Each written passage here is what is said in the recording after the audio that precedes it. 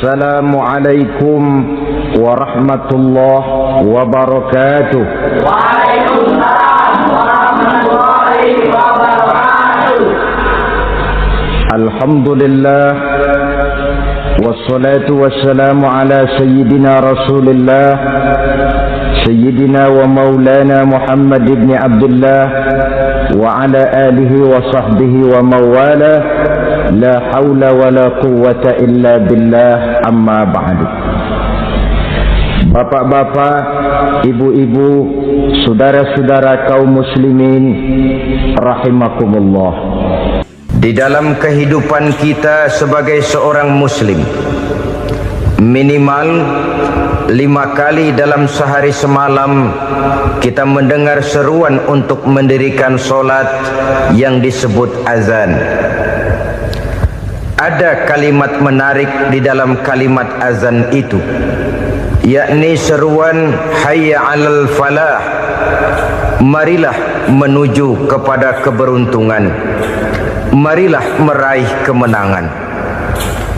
Seruan ini adalah kecenderungan dari setiap manusia, apapun warna kulitnya.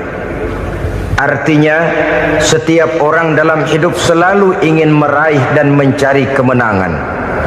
Kemenangan akan melahirkan kepuasan batin, dan kepuasan batin memberikan kebahagiaan. Sedangkan kekalahan melahirkan penderitaan batin, dan penderitaan batin menjerumuskan seseorang di dalam berbagai bentuk kerugian. Jikalau inilah seruan azan, maka masalahnya ialah apa yang menyebabkan kita meraih kemenangan. Al-Quranul Karim memberikan tuntunan dan ajaran kepada kita bahwa orang-orang yang memperoleh kemenangan itu tidak lain adalah orang-orang yang bertakwa. Hanyalah mereka yang bertakwa kepada Allah Subhanahu wa ta'ala pada akhirnya akan tampil sebagai pemenang. Lalu siapa orang yang bertakwa itu? Dijelaskan dalam awal-awal Al-Baqarah, orang yang bertakwa yang akan meraih kemenangan. Pertama, allazina yu'minuna bil ghaib, yaitu orang-orang yang beriman kepada yang gaib. Percaya bahwa ada alam yang gaib, alam yang abstrak, alam yang tidak bisa dijangkau oleh salah satu daripada panca indera kita. Mereka percaya dan beriman kepada adanya malaikat, beriman kepada adanya iblis dan jin, beriman kepada adanya alam kubur, beriman kepada adanya alam mahsyar, beriman kepada adanya alam akhirat, beriman kepada adanya surga dan neraka. Beriman bukan cuma sekedar beriman dalam ucapan bibir saja, tetapi beriman yang nilai iman itu mampu mewarnai gerak dan gaya hidupnya.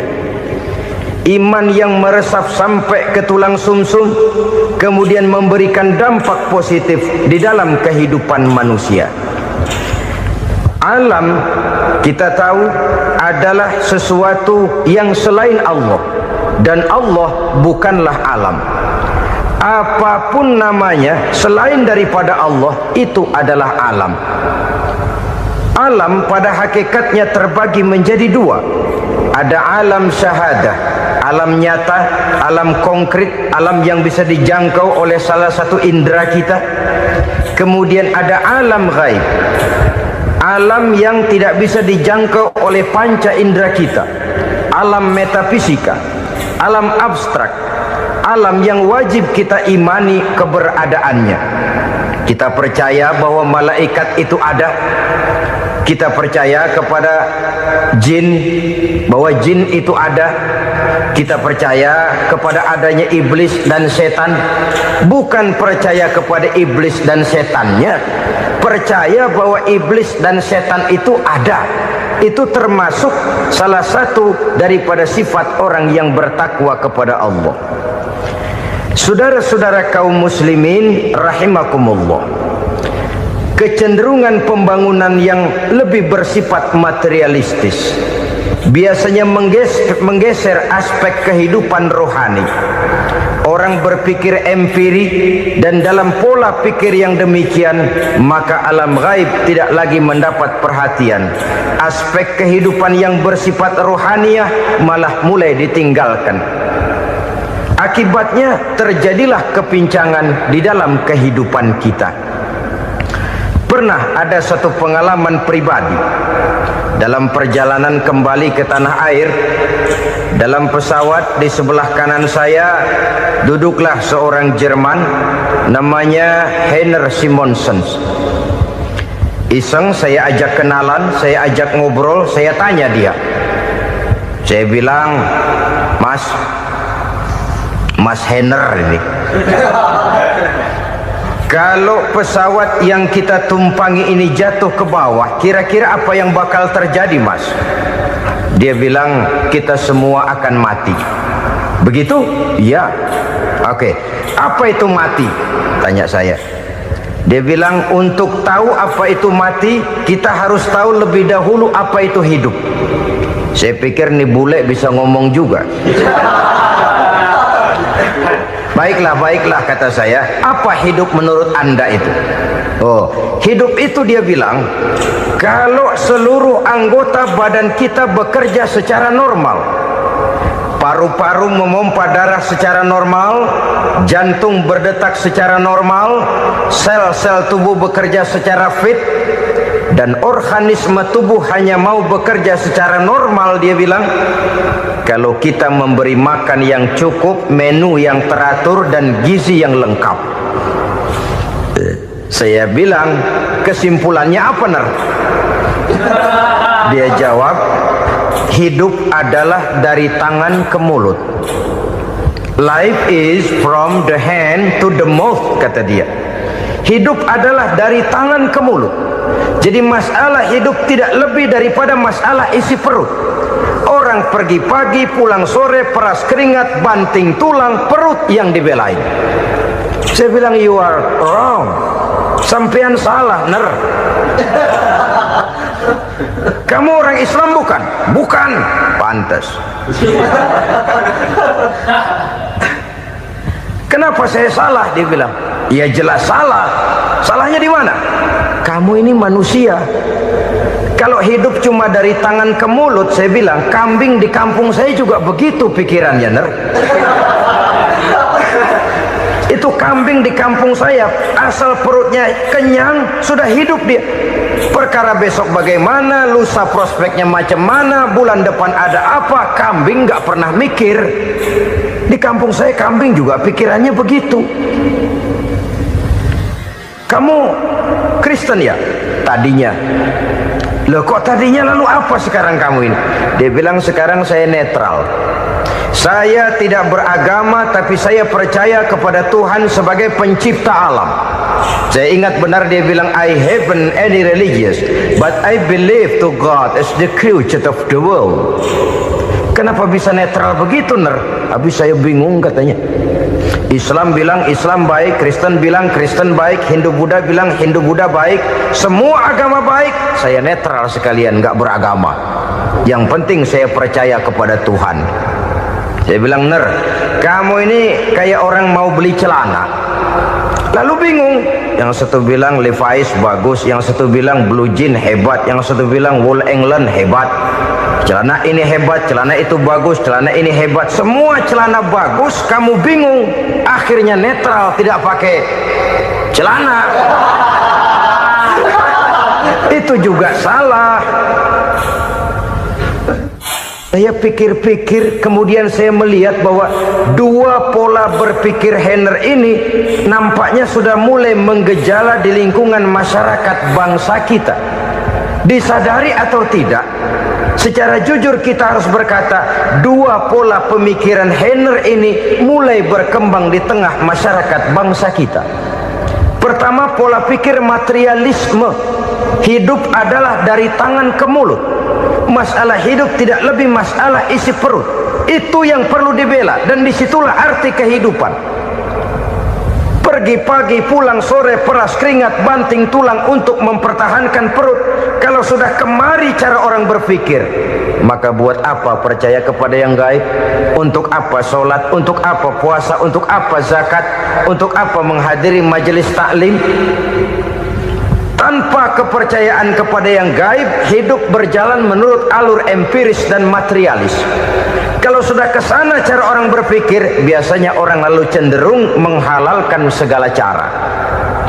Hanyalah orang yang percaya bahwa akhirat ada, hanyalah orang yang percaya bahwa alam kubur itu ada, hanyalah orang yang percaya bahwa malaikat itu ada, hidupnya akan lebih terarah dan terkendali.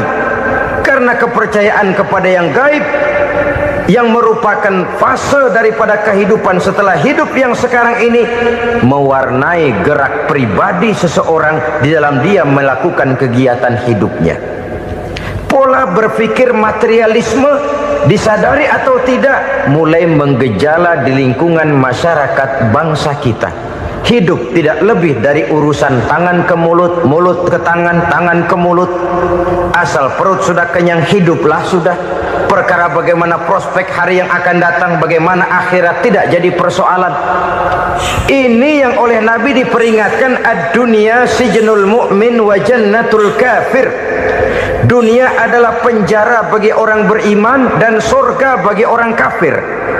Dulu di zaman Belanda hadis ini pernah disalah tafsirkan, disalah artikan, digunakan sebagai senjata untuk mengkebiri dan membuat impoten umat Islam.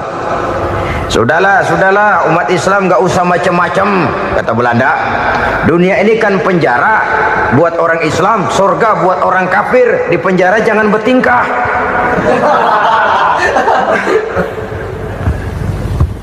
Pengertiannya tidak begitu.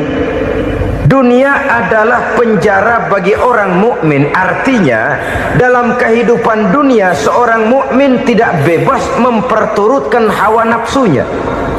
Di penjara hawa nafsunya itu. Sebaliknya surga bagi orang-orang kafir. Buat orang kafir surgalah dunia ini. Mereka bebas memperturutkan hawa nafsunya, dilarang tidak terlarang, dicegah pun tidak tercegah. Mereka hidup menurut alur bisikan nafsu mereka sendiri. Kemudian bila ajal datang, maut merenggut nyawa, selesailah surganya sampai di situ. Maka bagi orang-orang yang tidak percaya kepada adanya akhirat, kepada adanya alam gaib, surganya sebatas umurnya.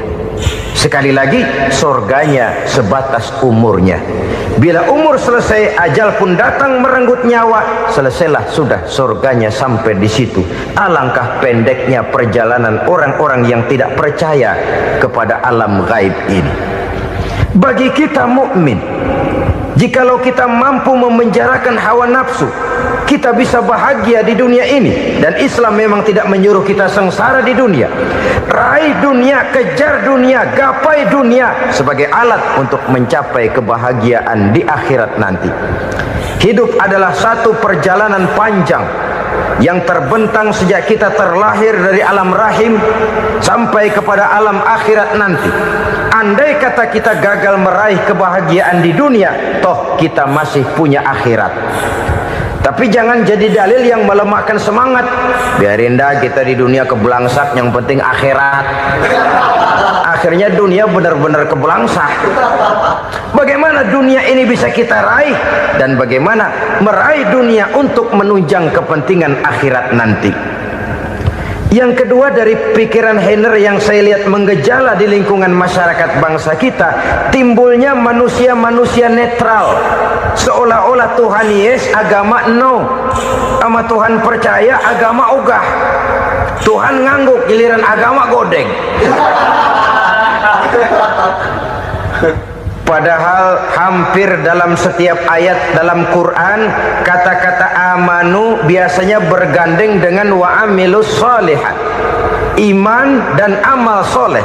Ini sebagai isyarat Tuhan dan agama jangan pernah dipisah-pisah.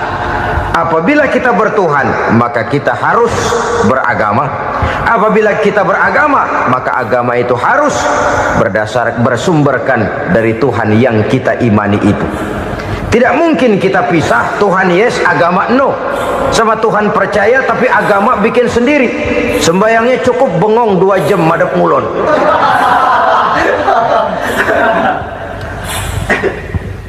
Saudara-saudara kaum muslimin rahimakumullah. Jadi dengan demikian, agama yang kita akui merupakan unsur mutlak di dalam pembangunan sekarang ini, merupakan bagian dari kehidupan yang menuntun kita bahwa di balik alam nyata ini, di balik alam syahadah ini ada alam gaib. Dan mudabbir, murabbi, yang mengatur, yang menguasai, yang memelihara baik dia alam nyata, baik dia alam gaib, tidak lain adalah Allah Subhanahu wa ta'ala. Di sana ada satu super power, satu maha kekuatan yang kita perlu bersandar kepadanya. Sebagai makhluk nyata yang hidup di alam nyata, berbuatlah secara nyata sebagaimana harusnya kita berbuat. Karena Islam jelas bukan agamanya orang pemalas. Islam jelas bukan agamanya orang yang mengajarkan setelah selesai sholat boleh duduk, nggelenggem ayam-ayam, ndelohom, menghitung bintang di langit sambil menunggu keajaiban. Tidak. Islam adalah agama yang mengajarkan apabila sholat sudah selesai kamu kerjakan, bertebaranlah di permukaan bumi, cari karunia Tuhanmu. Jangan hidup berpangku tangan menunggu keajaiban, karena hidup bukan undian. Jangan berharap untung besar tanpa mau peras keringat. Tapi di sebalik itu toh kita juga harus yakin bahwa di sisi usaha nyata yang kita lakukan ada satu super power, satu maha kekuatan gaib yang menentukan berhasil dan tidaknya usaha kita. Kepercayaan kepada hal semacam inilah yang mendorong kita untuk mempunyai sandaran vertikal, agar jikalau usaha ini berhasil, kita tidak lupa diri dan lupa daratan.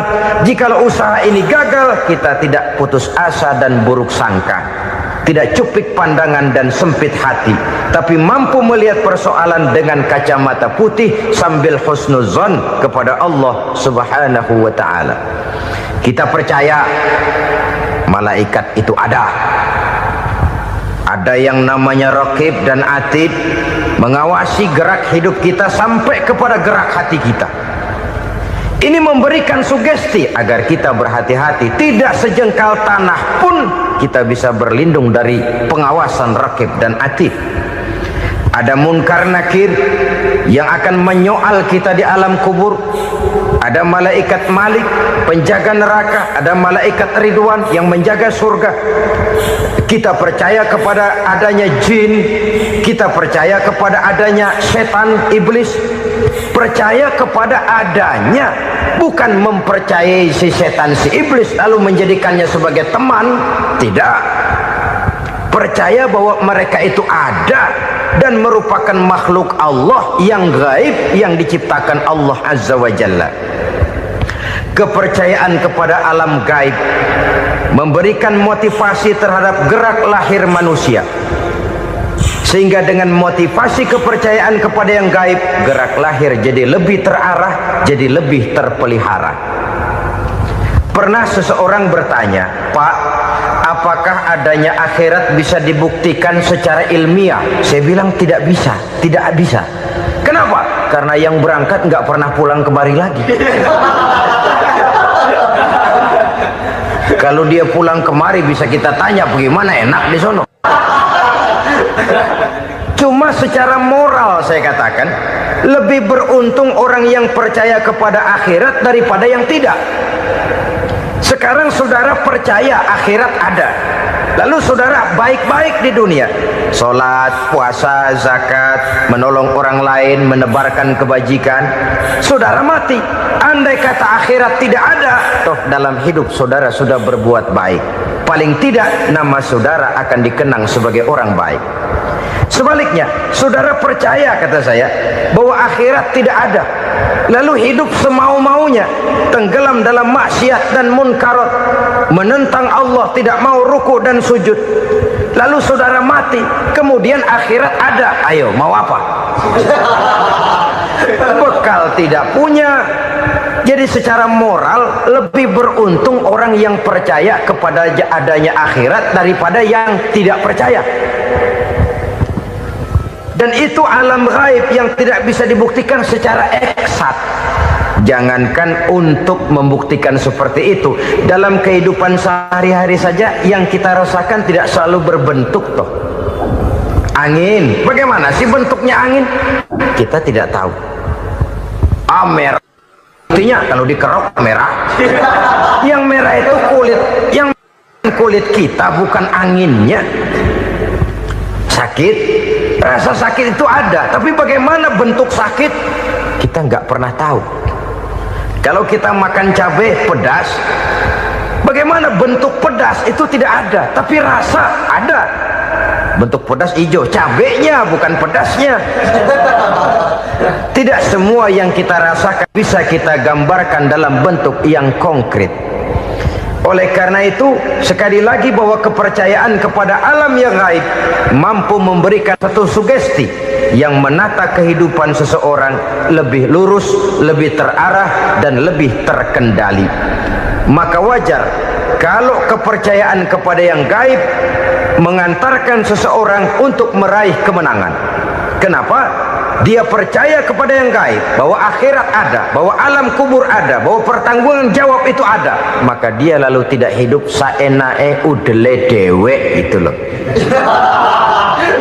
Tidak hidup menurut seleranya sendiri, terarah, teratur.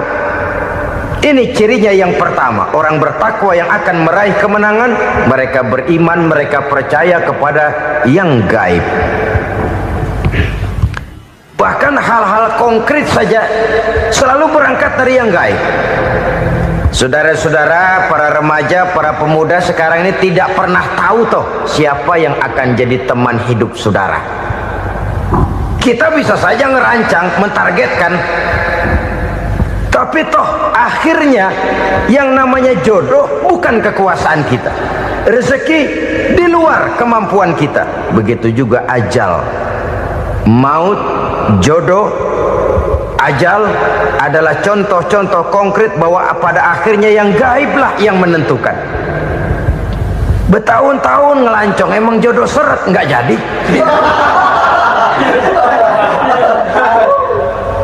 Begitu kenal baru setengah malam nginep ditangkap hansip kan. Hal-hal semacam itu kadang-kadang kita berpikir suuzon, gilet, perempuannya cakep banget, lakinya rebek amat. Memang begitulah jodohnya. Memang begitulah jodohnya. Saudara hadirin ma'asyiral muslimin yang saya hormati, jadi hal-hal yang konkret saja kita yakini sepenuhnya ditentukan oleh satu superpower yang gaib itu tadi. Dari sanalah segala ketentuan itu berangkat dan kesanalah segalanya akan kembali. Maka kepercayaan kepada yang gaib meluruskan gerak hidup seseorang dan itu akan mengantarkan dia kepada meraih kemenangan. Satu. Yang kedua, wa yuqimuna shalah. Orang bertakwa yang akan meraih kemenangan itu adalah orang-orang yang mendirikan sholat. Kenapa sholat mengantarkan orang untuk meraih kemenangan? Yang jelas, inna sholata tanha anil fahsya'i wal munkar. Sholat mampu mencegah manusia dari perbuatan keji dan munkar. Banyak filsafat hidup yang terkandung di dalam sholat ini. Sejak kita wudhu sampai kita menghadap ke arah kiblat, sampai kita melakukan gerak-gerak sholat, bacaan-bacaan yang ada di dalam sholat, lalu sampai kepada mengucapkan salam. Banyak filsafat hidup yang terkandung di dalam sholat.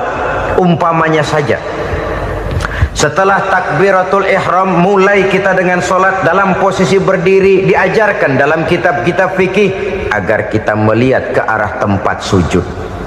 Ini kan filsafat kehidupan. Kalau kamu sholat dalam posisi berdiri, lihat tempat sujud. Jangan sholat mata jelalatan, sebab nanti bisa mengurangi kekhusyuan. Jadi wajar kalau yang dikatakan bahwa yang paling afdol adalah shaf yang di depan. Kenapa? Secara harfiah pengertiannya akan lebih mengundang kekhusyuan. Kenapa? Kalau kita di shaf paling depan di masjid umpamanya paling banter kita lihat tembok. Tapi kalau kita soft di tengah atau di belakang, orang-orang di depan kita pun akan kelihatan. Yang bajunya loreng, yang bajunya genggang, yang bajunya macam-macam. Kita lihat, kadang-kadang kita pikirin, ada yang bajunya bolong. Kita sholat tapi dalam hati, ini orang bajunya robek, ya nggak tahu apa. Ada saja hal-hal yang mengusik kekhusyuan kita. Oleh sebab itu diajarkan dalam posisi berdiri, lihat, arahkan pandangan matamu kepada tempat sujud. Ini kan filsafat kehidupan. Maksudnya apa? Kalau lagi diri, lihat dong tempat sujud. Kalau udah di atas, ingat dong sama yang bawah. Kalau sudah tinggi, ingat dong dari mana kamu berangkat. Kalau sudah berkuasa, bantu dong yang lemah. Kalau sudah kaya, santuni dong yang miskin. Kalau sudah alim, bimbing dong yang awam. Ini filsafat kehidupan. Dalam posisi berdiri, kau lihat tempat sujud. Ini akan melahirkan kepekaan sosial, di mana seseorang mau tahu kepada orang lainnya. Bagaimanapun kaya kita, tinggi pangkat dan jabatan kita, jikalau hidup hanya untuk kepentingan perut sendiri saja, rasanya belum membawa manfaat di dalam kehidupan kita. Tapi efek yang tertinggi sesungguhnya, solat mencegah manusia dari perbuatan keji dan munkar. Perbuatan keji dan munkar, walaupun kelihatannya mendatangkan uang, membawa keuntungan, tapi itu keuntungan semu, keuntungan sementara. Dengan menipu orang lain kita bisa dapat untung, tapi tidak membawa berkah. Dan itu adalah kerugian besar dalam kehidupan kita. Maka untuk meraih kemenangan harus dimulai dengan membentuk kepribadian yang tegar, memiliki sandaran vertikal yang langsung kepada Allah Subhanahu wa ta'ala. Dan itu hanya bisa kita tempuh melalui jalur ibadah formal yang sudah ditentukan Allah, yakni solat yang 5 waktu. Untuk memperkuat itu, ada solat-solat sunnah, rawatib, nawafil, sebagai terminal kontrol cadangan untuk memelihara stabilitas temperatur batin di dalam kita berhubungan dengan zat yang maha gaib, yaitu Allah Subhanahu wa ta'ala. Orang sering bertanya, Pak, itu tetangga saya nggak sholat, duitnya nggak habis-habis, Pak. Nggak sholat tapi mobilnya tambah terus, nggak sholat tapi usahanya makin maju. Tapi di sisi lain ada orang yang rajin sholat, rezekinya butak bener. Anaknya mana kurus, mana korengan. Saudara hadirin, ma'asyiral muslimin rahimakumullah. Harus saya katakan bahwa sholat memang bukan untuk cari duit. Sholat adalah sandaran vertikal kita kepada Allah. Sedangkan soal rezeki itu berkaitan dengan sifat Allah maha pengasih dan maha penyayang. Allah maha pengasih, siapapun dikasih kalau mau usaha. Allah maha penyayang, tidak semua orang disayang oleh Allah Azza wa Jalla. Dan belum tentu banyak harta itu merupakan nikmat. Mungkin juga istidraj. Artinya istidraj itu dikasih tapi diambulin, kalau bahasa Betawinya itu. Dikasih tapi diambulin, itu bukan merupakan nikmat sesungguhnya, lebih merupakan azab dari Allah Subhanahu wa ta'ala.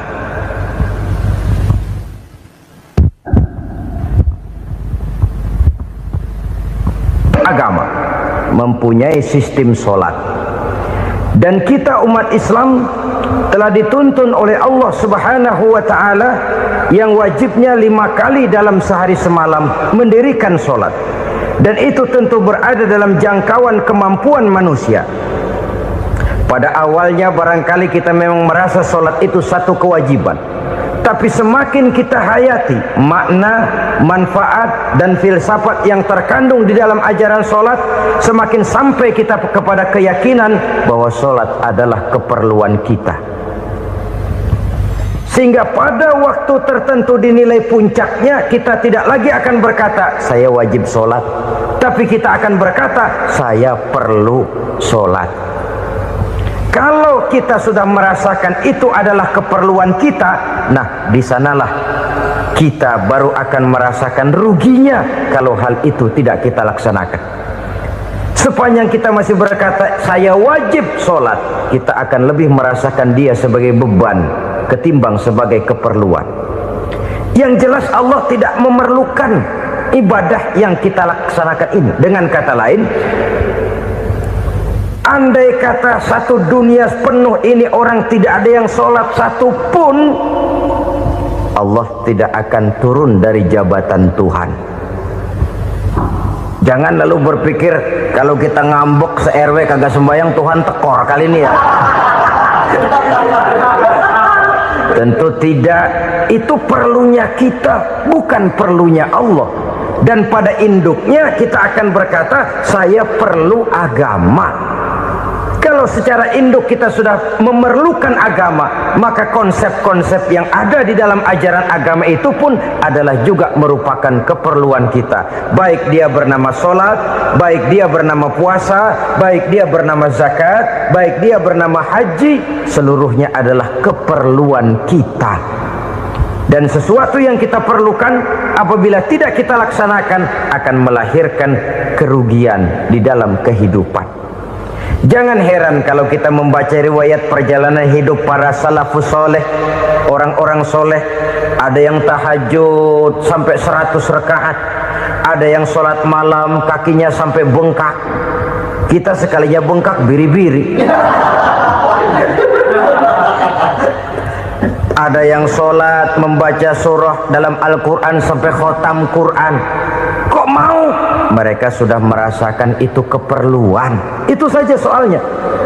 Satu saat pun jikalau kita merasa bahwa itu keperluan saya, kita pun akan melaksanakan seperti itu.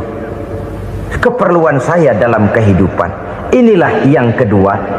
Yang ketiga, orang bertakwa yang akan meraih kemenangan itu wa mimma razaqnahum yunfikun. Mereka membelanjakan sebagian daripada rezeki yang diberikan Allah kepada mereka. Mereka infakkan di jalan Allah. Ada satu dialog menarik. Satu hari seorang anak muda bertemu dengan seorang kakek-kakek yang sudah dikenalnya baik.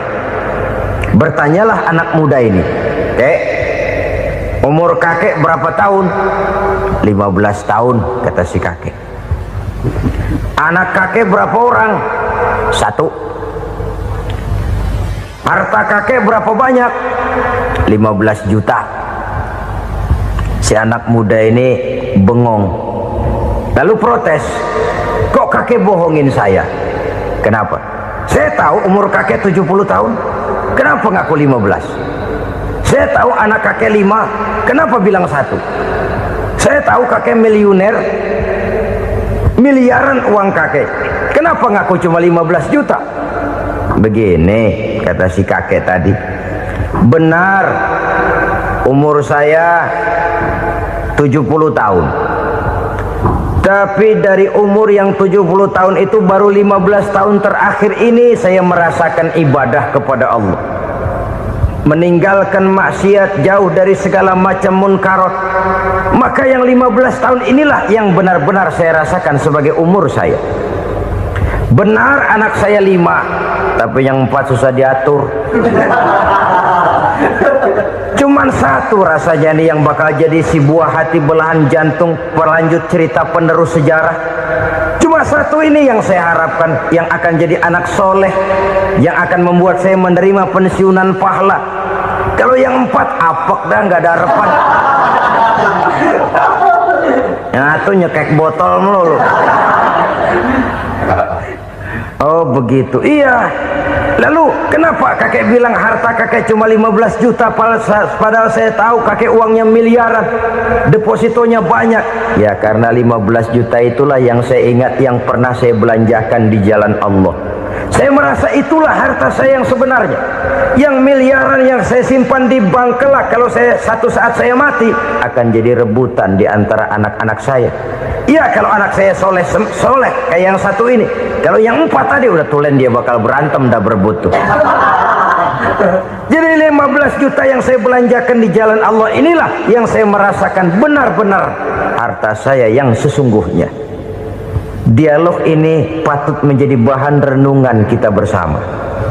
Diberikan kita umur 40, 50, 60, 70, 80. Berapa tahun dari umur yang diberikan itu yang jalan mulus, yang kita gunakan untuk melaksanakan ibadah? Banyak harta kita simpan di bank, di lemari, di dompet, di tas. Tapi berapa yang sudah kita depositokan di jalan Allah yang akan menemani kita di hari kita kembali nanti?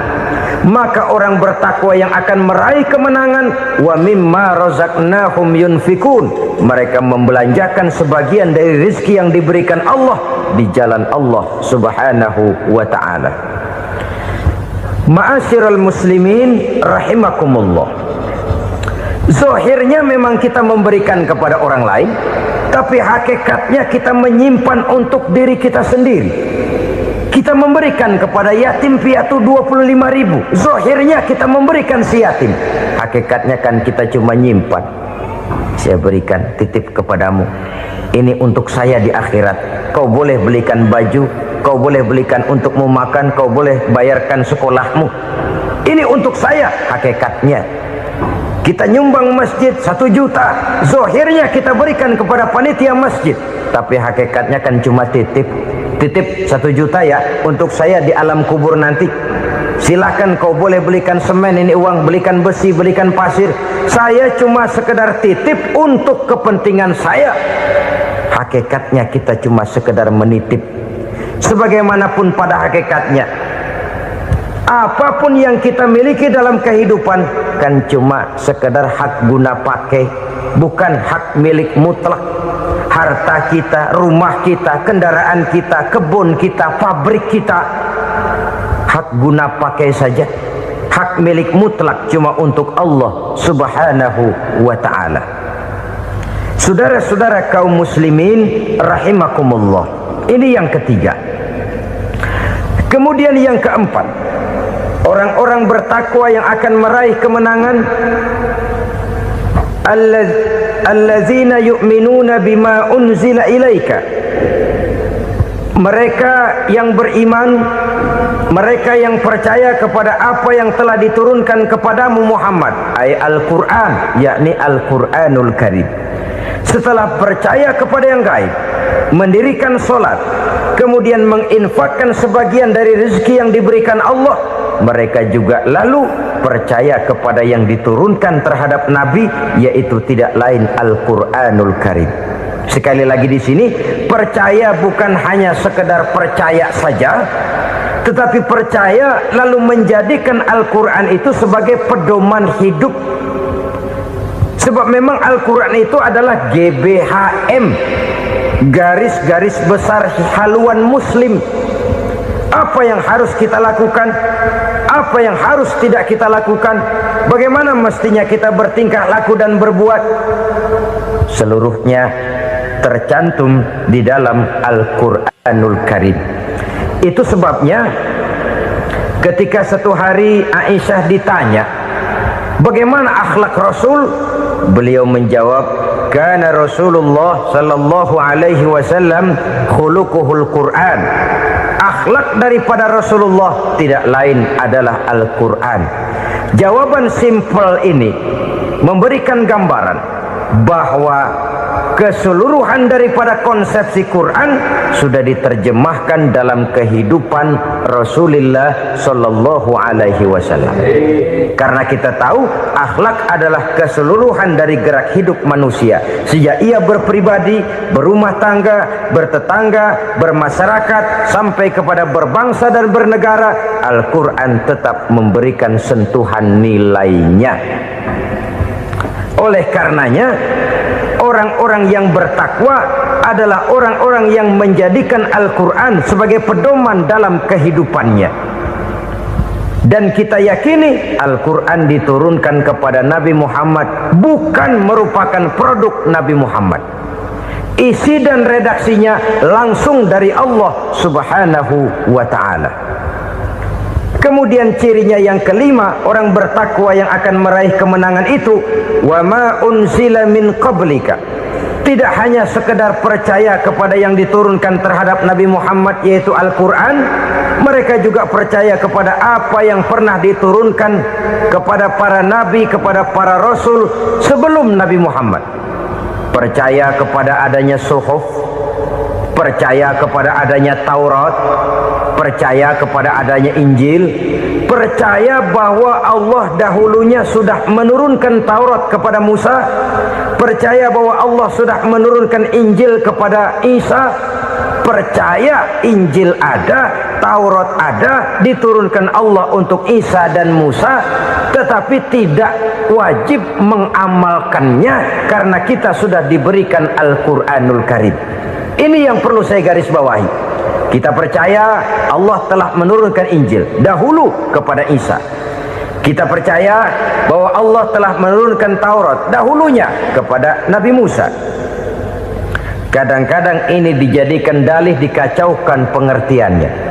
Quran saja mengajarkan bahwa orang yang bertakwa harus percaya kepada Injil, maka pakailah Injil. Apalagi kalau ayat sebelumnya ditilap, dihapus, dihilangkan, Injilnya yang ditekankan, maka akan terjadilah penekanan yang salah arah. Karena salah arah akhirnya bisa merusak dan menghancurkan akidah. Ketika Rasul suatu saat pernah ditanya orang, "Ya Rasul, bagaimana sikap kita sebagai muslim terhadap Injil yang ada sekarang?" Beliau menjawab, "La tukadzibuhu jami'an wa la tusaddiquhu jami'an." Jangan didustakan seluruhnya, jangan juga dibenarkan semuanya. Artinya, ini sudah merupakan gambaran dari Rasul bahwa dalam Injil yang ada sekarang masih ada ajaran-ajaran tauhid yang dibawa oleh Nabi Isa dan diajarkan kepada umatnya. Tapi juga dalam Injil yang sekarang ini sudah terkena intervensi dan investasi manusiawi. Karena itu Rasul menyimpulkan, la tukadzibuhu jami'an wa la tusaddiquhu jami'an. Jangan didustakan semua, jangan dibenarkan seluruhnya. Kita memang percaya Allah telah menurunkan Injil kepada Nabi Isa dulu, tapi kita tidak wajib mengamalkan Injil.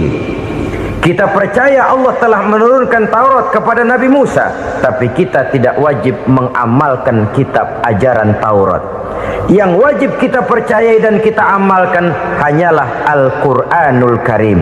Kenapa? Oleh karena baik yang ada di dalam Taurat, baik yang ada di dalam Injil, tentu tercakup di dalam Al-Quran sebagai kitab terakhir yang diturunkan oleh Allah Subhanahu wa Ta'ala.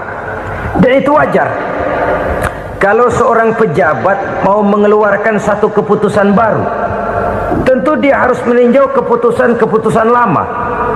Andai kata dianggap tidak berlaku, dianggap tidak relevan lagi, maka keputusan-keputusan lama itu tentu sudah dianggap tidak berlaku. Sebagian daripada aturan-aturan dalam keputusan lama yang masih dianggap relevan tercantum dalam keputusan baru yang wajib diamalkan. Begitulah hubungannya antara Al-Quran, Taurat, Zabur, dan Injil. 4 kitab samawi yang diturunkan Allah masing-masing kepada Zabur untuk Nabi Daud, Taurat untuk Nabi Musa, dan Injil untuk Nabi Isa alaihi wassalatu wassalam. Ketiga-tiga kitab itu kita percayai adanya. Kita yakini Allah telah menurunkan Zabur, Taurat, dan Injil. Tapi kita tidak wajib mengamalkannya. Yang wajib kita mengamalkannya sekarang ini tidak lain hanyalah Al-Quranul Karim saja. Karena ia mencakup apa yang ada di dalam Zabur, apa yang ada di dalam Taurat, dan apa yang ada di dalam Injil. Keotentikannya bisa dipertanggungjawabkan. Ya, tapi kan Nabi Muhammad sudah mati 14 abad yang lalu, dan di zaman beliau Al-Quran kan belum dikodifikasikan, belum ditulis. Bagaimana keotentikannya bisa dipertanggungjawabkan? Mudah saja. Allah berjanji, "Inna nahnu nazzalna dzikra wa inna lahu lahafizun." Kami yang menurunkan Al-Quran dan kami yang akan menjaga dan memeliharanya. Allah turunkan Quran, Allah menjaganya. Bagaimana cara Allah menjaga Al-Quran itu? Banyaknya orang-orang yang hafaz Al-Quran. hafaz Al-Quran 30 juz, 114 surah, 6.666 ayat. Sehingga jangankan satu kata, jangankan satu ayat, satu kalimat saja berubah sudah akan timbul reaksi dan mudah dimengerti. Kenapa? Banyak orang-orang yang hafaz Al-Quran. Sedangkan pada setiap akhir tahun biasanya malaikat Jibril selalu mengadakan checking terhadap ayat-ayat yang diturunkan pada waktu itu. Di zaman Nabi sendiri sudah ada usaha kodifikasi. Dan yang lebih luar biasa lagi, sampai hari ini tidak seorang pun mampu membuat satu ayat saja semacam Al-Quran. Ke bahasa manapun dia diterjemahkan, naskah aslinya tetap ikut, rujukan dasarnya tetap ada. Berdasarkan itu maka tidak mungkin terjadi penyelewengan terhadap atau pemalsuan terhadap ayat-ayat Al-Quranul Karim. Kesuciannya, keotentikannya, kemurniannya bisa dipertanggungjawabkan. Ma'asyiral muslimin rahimakumullah. Oleh karenanya konsepsi dasar daripada ajaran Islam ini memang tidak lain adalah Al-Quran dan Sunnah.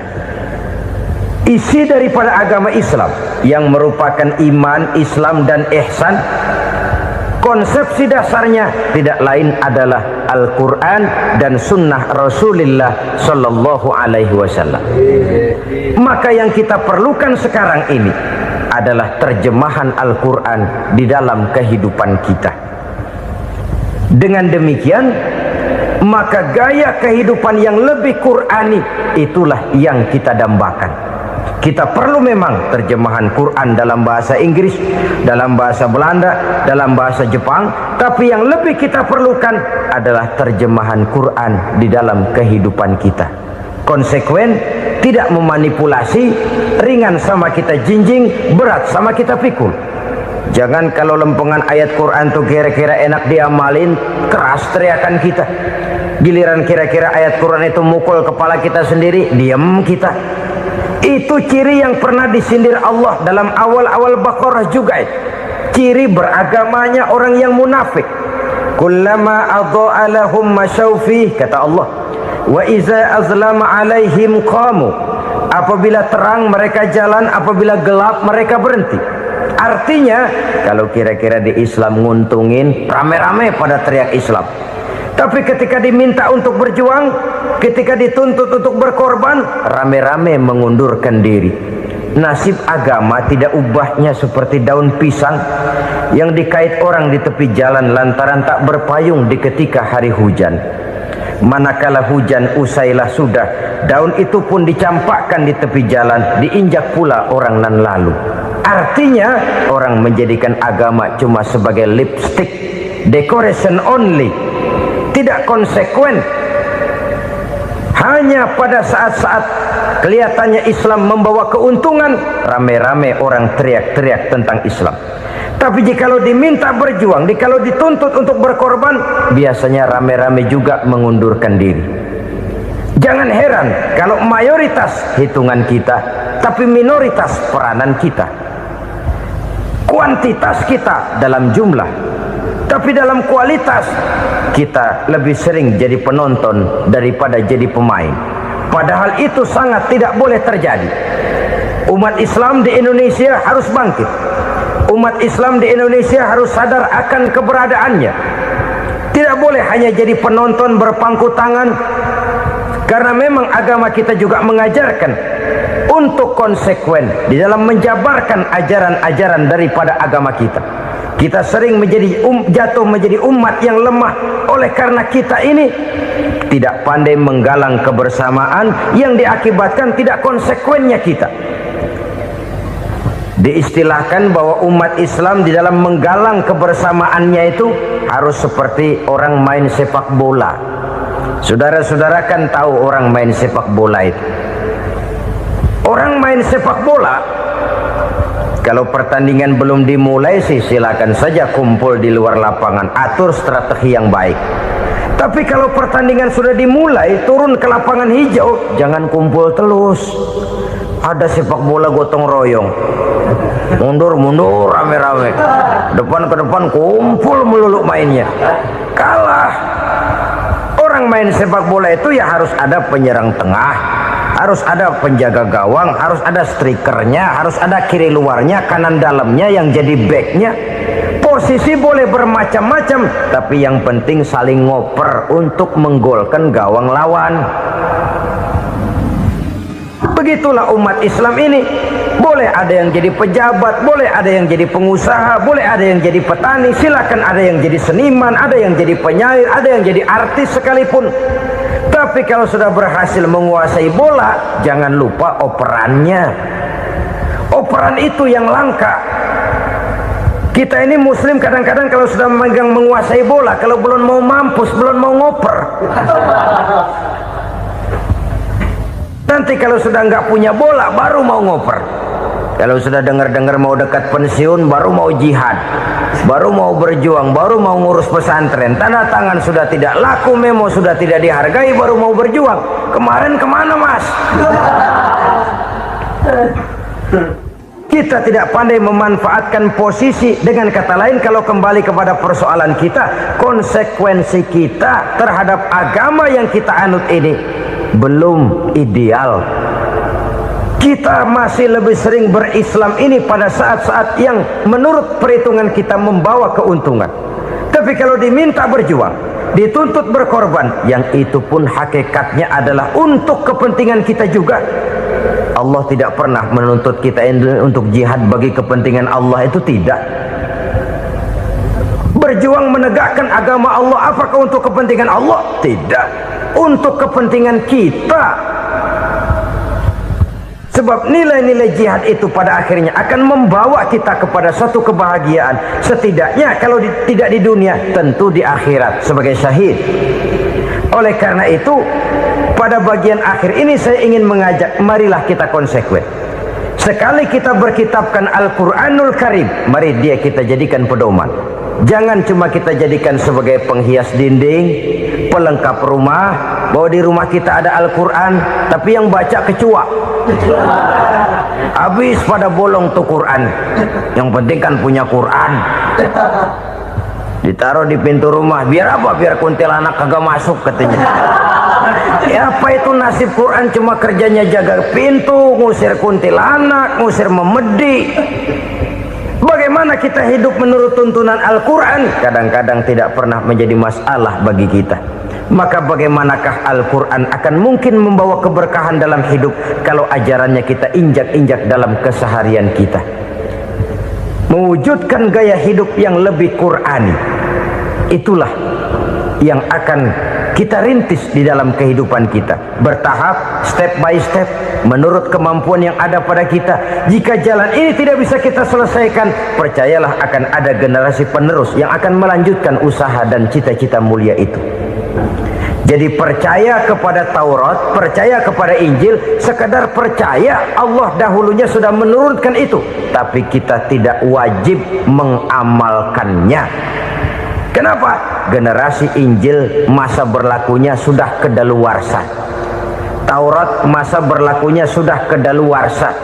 Injil pernah berlaku untuk orang Nasrani di zaman Nabi Isa. Taurat pernah berlaku untuk orang Yahudi di zaman Nabi Musa. Setelah generasinya berlalu, datang Rasul penutup yang membawa Al-Quranul Karim. Maka Al-Quran itulah yang berlaku menjadi pedoman sampai hari akhir nanti. Jangan jauh dari Al-Quran, karena apabila ini kita lakukan, maka kita akan kembali kepada satu gaya hidup yang jauh dari tuntunan agama, dan itu artinya kita akan semakin jauh untuk meraih kemenangan. Saudara-saudara kaum muslimin rahimakumullah, yang keenam, yang terakhir, orang-orang bertakwa yang akan meraih kemenangan itu wabil akhirati hum yuqinun. Mereka percaya, mereka yakin seyakin-yakinnya akan adanya hari akhir, di mana seseorang akan mempertanggungjawabkan seluruh perbuatannya di dalam hidup ini. Dan tidak ada satu perbuatan yang bagaimana kecilnya sekalipun yang tersembunyi dalam pandangan manusia yang tidak akan dibukakan persoalannya di mahkamah Qadi Rabbul Jalil di akhirat nanti. Itulah sebabnya maka percaya kepada akhirat disebut secara khusus. Padahal di awal tadi sudah dijelaskan yu'minuna bil ghaib, percaya kepada alam gaib, dan alam gaib ini termasuk akhirat. Kenapa pada bagian akhir disebut lagi akhirat? Karena ternyata bahwa kepercayaan kepada adanya akhirat merupakan induk dari kepercayaan terhadap adanya malaikat, setan, jin, dan lain sebagainya, dan akan lebih memberikan sugesti dalam kehidupan manusia untuk meluruskan gerak hidupnya. Jikalau satu saat tergerak hati akan berbuat kejahatan, ingin mencuri, sadarlah, awas ada akhirat. Sebab kalau kita cuma teriak awas ada polisi, itu cuma tertunda sementara. Begitu polisi meleng, embat. Kalau kita ingin berbuat jahat cuma berteriak awas ada hansip, cuma sementara ketika hansip itu ada. Tapi kalau ceritanya awas ada akhirat, mau menyeleweng awas ada akhirat, mau berjudi awas ada akhirat, mau mencuri awas ada akhirat. Keyakinan yang akan meluruskan gerak hidup manusia sehingga gerak itu jadi lebih terarah dan terkontrol, tidak merugikan baik diri sendiri, lebih-lebih orang lain. Ternyata bahwa kepercayaan kepadanya adanya hari akhirat sanggup menjadi sumber daya kontrol dari kehidupan manusia sehingga ia tidak terjebak dalam perbuatan maksiat dan munkarat. Saudara-saudara kaum muslimin, inilah saja yang kita bicarakan pada pertemuan kali ini. Semoga Allah Subhanahu wa taala memberikan kekuatan zahir dan batin kepada kita untuk dapat meraih kemenangan dengan beriman kepada yang gaib, mendirikan solat, membelanjakan sebagian dari rezeki yang diberikan Allah, percaya kepada Al-Quran, beriman kepada kitab-kitab yang diturunkan sebelum Al-Quran, lalu meyakini adanya hari akhirat. Terima kasih.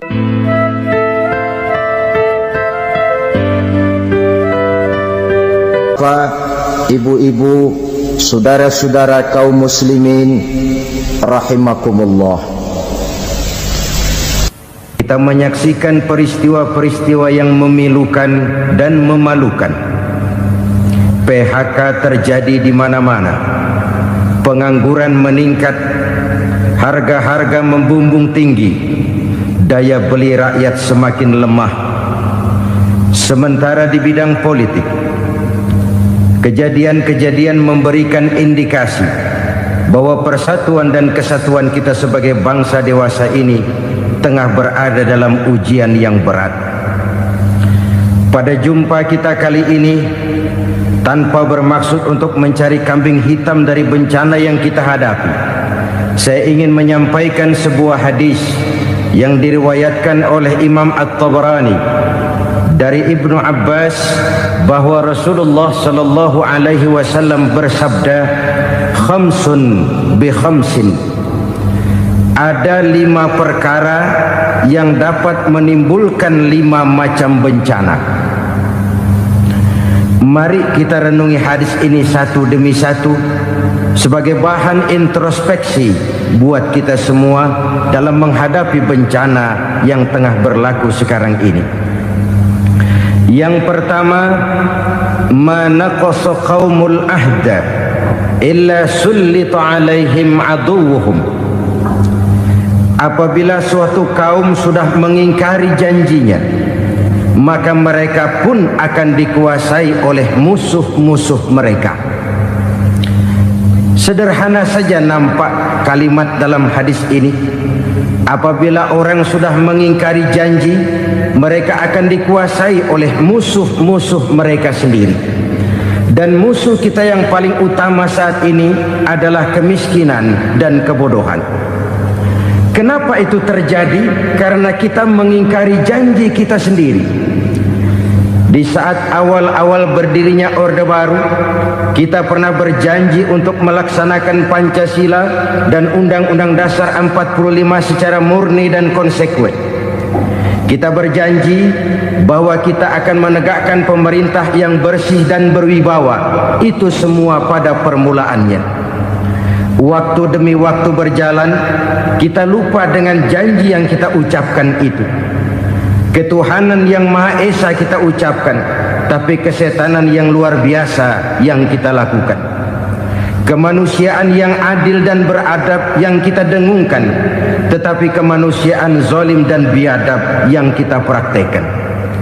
Sederhana saja saudara, hampir setiap pejabat pada posisi-posisi kunci, di awal-awal ia memangku jabatan itu, biasanya ia mengucapkan sumpah dengan lafaz demi Allah, bahwa dalam melaksanakan jabatan ini saya tidak akan menerima hadiah atau pemberian dalam bentuk apapun. Itu pada permulaannya. Lama-lama rupanya hadiah itu asik juga, mulai diterima. Lama-lama dirasa kurang, mulai menagih. Dan akhirnya terjadilah praktek yang disebut suap menyuap, semir menyemir, dan lain sebagainya. Kalau ini sudah menjadi kenyataan, bagaimana kita mau menegakkan pemerintah yang bersih dan berwibawa? Undang-Undang Dasar 45 menyatakan bahwa bumi, air, dan seluruh kekayaan negara dikelola oleh negara bagi sebesar-besar kemakmuran rakyat. Yang terjadi adalah bahwa kita merasa mewakili rakyat untuk menikmati harta dan kekayaan negara, sehingga rakyat banyak tidak bisa ikut menikmatinya. Menumpuklah harta itu sehingga terjadilah pepatah, gunung ditimbun, sumur digali. Yang kaya semakin kaya, yang miskin semakin terpuruk. Kita ingkar dengan janji yang kita ucapkan di awal-awal kita bergerak. Kita ingkar dengan janji pada saat kita mengatakannya dengan menyebut nama Allah, dengan mempertaruhkan nama Tuhan, sehingga pada akhirnya jabatan pun mengalami tender.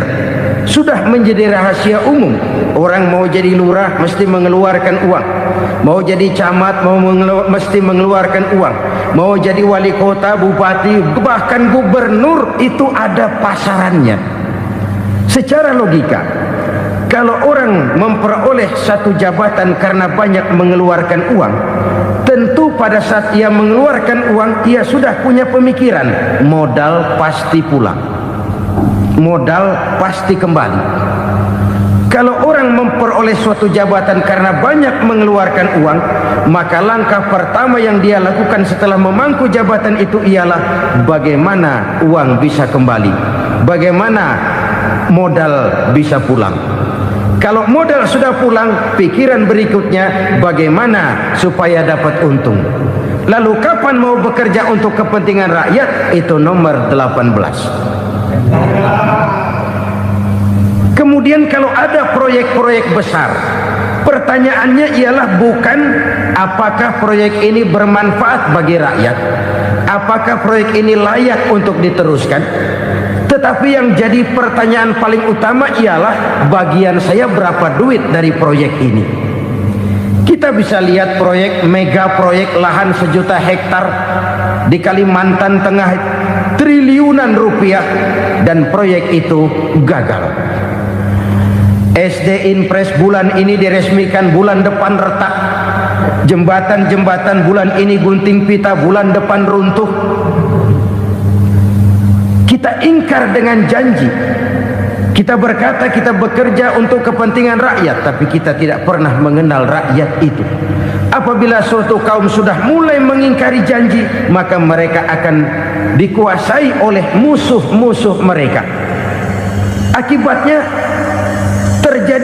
tersusunlah barisan-barisan sakit hati yang makin lama makin menjadi bola salju, menggelinding membesar, dan kemudian terjadilah hal-hal yang tidak kita inginkan lagi. Apabila suatu kaum sudah mengingkari janji, maka mereka akan dikuasai oleh musuh-musuh mereka. Ini penyebab bencana yang pertama. Kita tidak konsekuen. Tadinya kita dengan lantang teriak-teriak berantas korupsi, ganyang korupsi. Pada waktu kita belum mendapat kesempatan. Setelah kita naik punya kesempatan, rupanya korupsi enak enak juga dirasa. Terjadi pergeseran nilai, orang luntur, kehilangan idealisme awal. Lalu untuk menghibur diri, menutup kesalahan, kita gunakanlah pepatah bahwa tidak ada gading yang tak retak, bahwa kita harus mikul dhuwur mendem jero. Itu semua cuma sebagai dalih agar kesalahan kita tidak dibicarakan orang lain. Padahal kita sendiri yang mengingkari janji. Kita yang keluar dari komitmen awal kita. Kita berjanji melaksanakan Pancasila dan Undang-Undang Dasar 45 dengan murni dan konsekuen. Kita berjanji untuk menegakkan pemerintah yang bersih dan berwibawa. Namun dalam kenyataannya itu tidak kita laksanakan dengan sebagaimana mestinya. Kita bergeser, kita mengalami proses degradasi, peluncuran nilai, dan akhirnya terbentuklah barisan-barisan sakit hati yang semakin lama semakin membesar itu. Kita harus introspeksi. Memang kalau zaman sedang susah, biasanya kambing hitam laris, tukang kompor gentayangan. Itu dari dulu selalu mencari kambing hitam. Karena itu kita tidak bicara orang, kita tidak bicara siapa yang salah, kita bicara sistem, dan sistem itu bisa mengena siapa saja. Kalau orang sudah mulai mengingkari janji, bergeser dari komitmen awal, itu sudah mulai ia mengalami proses peluncuran, proses degradasi. Ini penyebab yang pertama. Kita tidak lagi konsekuen bahwa bumi, air, sumber daya alam adalah milik negara, dikuasai oleh negara, digunakan bagi sebesar-besar kemakmuran rakyat. Ternyata rakyat yang makmur itu tidak merupakan gambaran yang menyeluruh dari rakyat kita.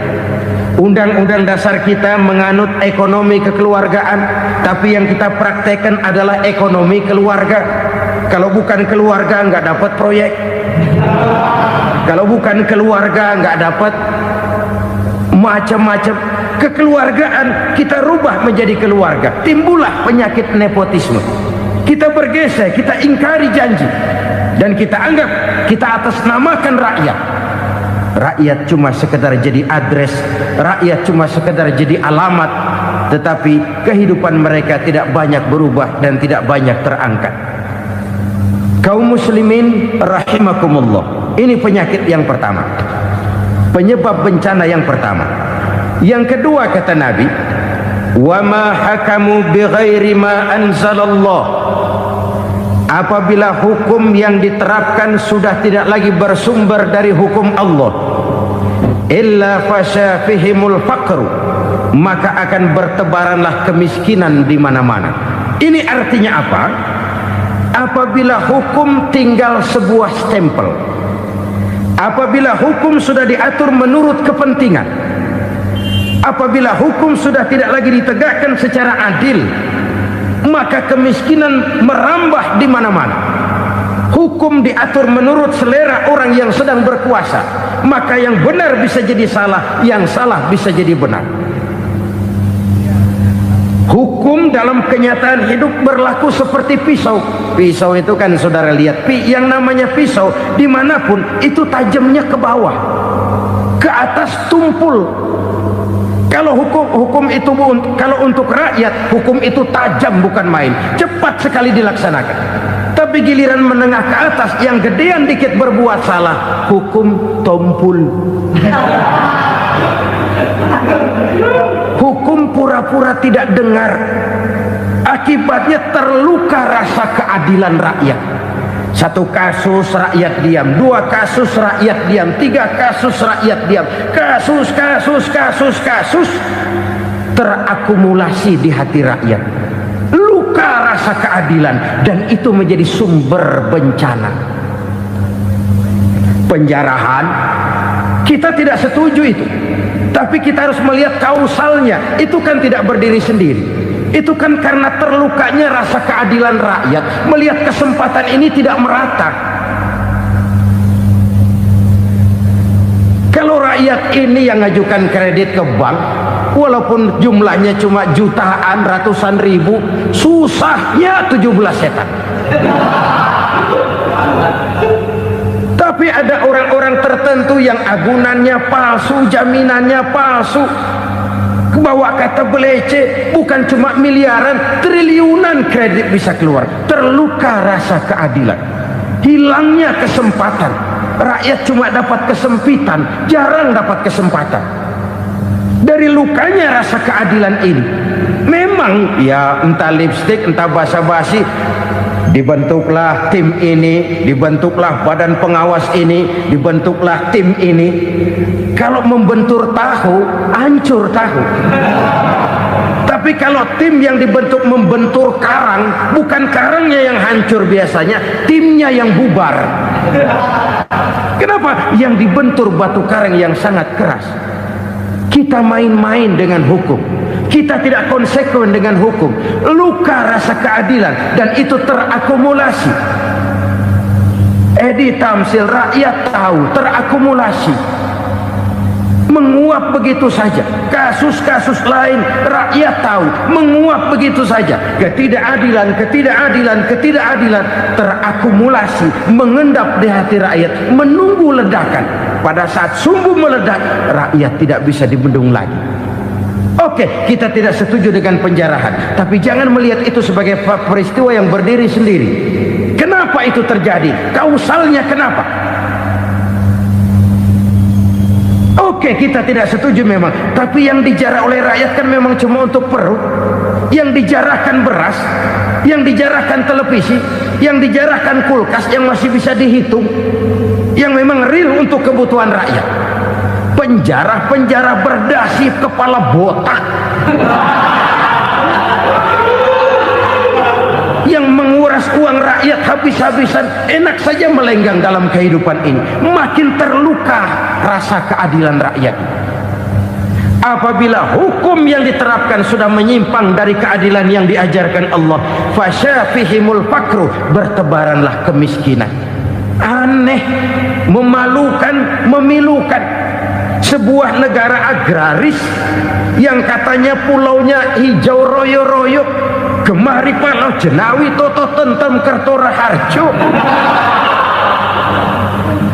yang tahun 93 pernah mendapat penghargaan dari FAO, Badan Pangan Sedunia, sebagai negara yang berhasil dalam swasembada pangan.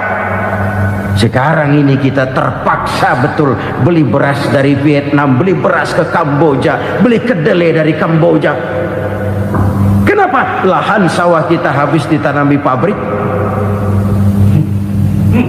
Teknologi kita, teknologi loncatan yang non-applied, tidak terpakai oleh kita. Lantas lahan yang tidak bisa kita tanami, kita paksakan lahan-lahan gambut menjadi tanah pertanian yang subur dengan biaya triliunan, dan kita gagal. Kita cari jarum dan kapak hilang.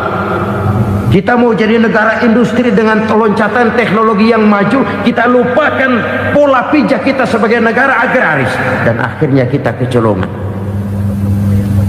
Lihatlah dewasa ini, rakyat kita antri sembako di mana-mana.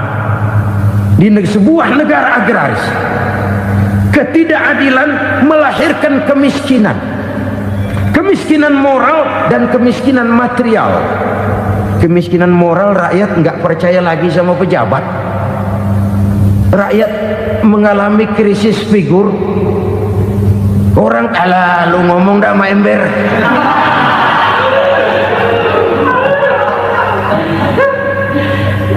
Penataran yang menghabiskan biaya miliaran itu melahirkan pejabat-pejabat korup. Pengawasan yang menghabiskan biaya miliaran itu ternyata impoten, mandul. Kemiskinan moral. Jujur saya berkata, saudara-saudara, setelah pintu reformasi dibuka, itu yang masuk memang macam-macam. Ada yang memang punya tujuan murni, konsekuen, dan punya konsep. Ada yang nunggu di tikungan, begitu mobil lewat nyamber pintu, berangkat ikut reformasi. Ada yang memanfaatkan momentum mumpung untuk nyampein unek-unek, ngerti nggak, pokoknya ngomong. Sehingga keadaan semakin rancu, kebingungan semakin menjadi-jadi, masalah yang paling urgen tidak terselesaikan. Sekarang ini orang berpikir mendingan jadi pala ular daripada jadi buntut macan. Buntut macan memang hebat macan, tapi kalau buntutnya cuma ugel-ugel di belakang buat apa? Mendingan jadi pala ular, kecil juga nyaplok. Artinya ya biar kecil juga kalau punya partai kan gagah. Lalu rame-rame bikin partai kayak bikin arisan. Orang makin mengalami dislokasi. Semua mau jadi pahlawan, semua mau nomor satu, semua ngomong iya kalau bidangnya, kalau bukan makin rancu. Marilah lewat kesempatan ini saya mengajak kita untuk tahu diri. Biarkan politisi ngomong politik, biarkan ekonom menata ekonomi, biarkan praktisi bicara soal hukum, biarkan rakyat munajat, istighfar, mohon pertolongan Allah. Tahu diri kita. Kalau memang ayam, kukuruyuk aja dah. Kalau memang kucing, ayo ngeong. Kalau kambing, silahkan ngembe. Udah tahu ayam, ngeong bunyinya. Suaranya palas, orang nggak ngerti, bingung, makin menjadi-jadi. Ibarat kesebelasan sepak bola bangsa kita sekarang ini, rame-rame mau bikin gol, kiper ikut nyerang sekarang. Memilukan dan bahkan memalukan. Wa ma hakamu bighairi ma anzalallah illa fasyafihimul fakru. Kalau hukum yang diterapkan sudah menyimpang dari keadilan yang diajarkan Allah, bertebaranlah kemiskinan di mana-mana. Coba sekarang ini yang punya duit bingung, apalagi yang kagak punya duit. Yang pengusaha gede ngeluh, apalagi yang pengusaha pas-pasan. Yang kagak punya beras, yang punya beras saja masih bingung, apalagi yang nggak punya beras. Ini sudah demikian merata. Dulu kita kagum mendengar konglomerat kelas buadah, kelas-kelas yang seakan-akan cuma ada dalam khayalan mereka, punya kekayaan miliaran dolar, triliunan. Sudahlah, seolah-olah nggak terjangkau sama kita. Weh, ternyata yang gede-gede itu juga gede utangnya. Dan rontok satu demi satu. Ternyata rakyat selama ini cuma dialamatkan, cuma dijadikan adres. Rakyat yang tidak banyak ngerti persoalan ini harus menanggung hidup ini begini berat, harus menanggung beban hidup ini begini tinggi. Daya beli semakin lemah, semakin terpuruk dan terpuruk, sedang keadaan belum juga banyak berubah. Yang hutang sama luar negeri itu kan bukan rakyat kecil, Ciano. Yang banyak nyimpen dolar juga kan Ciano. Rakyat kecil bocah kampung mah jangankan nyimpen dolar, ngelihat juga tumben. Kemana kita mesti bercermin? Sekali lagi saya mengatakan, maaf, kita tidak bermaksud mencari kambing hitam. Karena itu kita tidak bicara orang, kita bicara sistem, kita bicara keadaan. Beginilah yang dikatakan Nabi, penyebab timbulnya bencana, hukum yang ditegakkan tidak lagi berorientasi kepada keadilan, tapi berorientasi kepada kepentingan. Akhirnya bentuk hukum seperti pisau, tajam ke bawah, tumpul ke atas. Hukum cuma buat rakyat kecil, tetapi kelompok menengah ke atas kadang-kadang kebal dari perlakuan hukum. Maka bertebaranlah kemiskinan. Iya, kemiskinan moral berupa lukanya rasa keadilan. Kalau rasa keadilan terluka, orang kan nunggu kesempatan, saudara. Iya, dia nggak bisa ngomong, iya dia nggak sanggup action, iya dia nggak bisa tunjuk rasa, tapi hatinya kan, kapan ada kesempatan, kapan ada waktu, tunggu, hatinya mesti begitu. Sehingga begitu ada kesempatan, terjadilah hal-hal yang tidak terhindarkan. Dan itu ekses, bukan reformasi. Jangan seperti sebuah dialog saya dengan seorang abang beca. Saya bertanya, bang, iya, abang tahu nggak reformasi? Tahu. Ustaz, apa? Pembakaran. Terus penjarahan, lalu perkosaan. Itu reformasi. Itu yang saya lihat. Nah, itu yang dia lihat. Saya tentu tidak menyalahkan abang beca kita, karena memang itu yang dia lihat dan sejauh itu wawasannya. Tapi ini indikasi bahwa banyak rakyat kita yang belum bisa menggunakan kebebasan secara bertanggung jawab. Padahal kebebasan tanpa tanggung jawab tirani. Sebuah contoh gampang-gampangan. Saya beli radio, saya setel di kamar saya, lalu saya bilang, ini radio gue, yang beli gue, pakai duit gue setel di kamar gue, sekeras-kerasnya, gak ada urusan sama orang lain. Itu kata saya. Tetapi tetangga saya sebelah rumah kan boleh juga ngomong begitu. Kata tetangga saya, ini mata gue, yang ngantuk gue tidur di kamar gue, kenapa suara radio lu nyampe kemari? Artinya apa ini? Kebebasan saya nyetel radio dibatasi oleh kebebasan tetangga saya yang mau tidur. Tidak ada kebebasan mutlak. Kebebasan mutlak tanpa tanggung jawab kembali akan melahirkan tirani, kembali akan melahirkan pemaksaan kehendak. Dan itu lagi-lagi bukan demokrasi. Saudara-saudara kaum muslimin rahimakumullah, ini penyakit yang kedua, lukanya rasa keadilan, terutama di kalangan rakyat kecil. Itu mengendap menjadi akumulasi dan menunggu giliran kapan bisa dimuntahkan. Dengan kata lain, rakyatnya udah banyak banget makan yang perutnya jadi enak, nyelam. Kapan nunggu muntahnya? Udah begini banyak akumulasi yang mereka pendam di perut ini, sehingga ketika terjadi kesempatan itu sudah tidak terkendalikan lagi. Kita out of control. Saya tidak mentolerir sikap-sikap kekerasan. Bahkan saya lebih cenderung bahwa kalau di rumah kita banyak tikusnya saja racuni, jangan rumah dibakar. Bahwa ada korupsi, iya. Ada kolusi, memang. Ada nepotisme, tentu. Tetapi tikusnya saja racuni, jangan rumah dibakar. Masa mau ngusir tikus bakar rumah? Tikusnya lari, tikusnya selamat, rumahnya ewes-ewes.